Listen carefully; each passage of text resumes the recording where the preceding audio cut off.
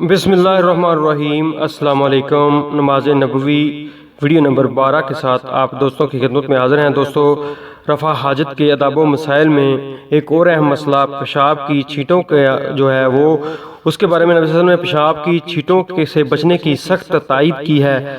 ابن عباس رضی اللہ عنہ روایت کرتے ہیں کہ رسول اللہ صلی اللہ علیہ وسلم دو قبروں کے پاس سے گزرے تو فرمایا، ان دونوں قبروں والوں کو عذاب ہو رہا ہے اور باعث عذاب بچنے کے لحاظ سے تمہارے نزدیک کوئی بڑی مشکل چیز نہیں، اگرچہ گناہ کے لحاظ سے بہت بڑی ہے۔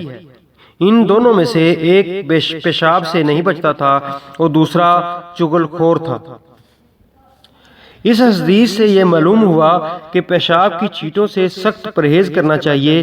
وہ لوگ جو پیشاب کرتے وقت چھینٹوں سے پرہیز نہیں کرتے، اپنے کپڑوں کو نہیں بچاتے، پیشاب کر کے پانی یا ڈیلوں کی عدم موجودگی میں ٹشو یا ٹاکی وغیرہ سے استنجا کیے بغیر فوراً اٹھ کھڑے ہوتے ہیں، ان کے پاجامے، پتلون اور جسم وغیرہ پیشاب سے آلودہ ہو جاتے ہیں، انہیں معلوم ہونا چاہیے کہ پیشاب سے نہ بچنا باعث عذاب اور بڑا گناہ ہے۔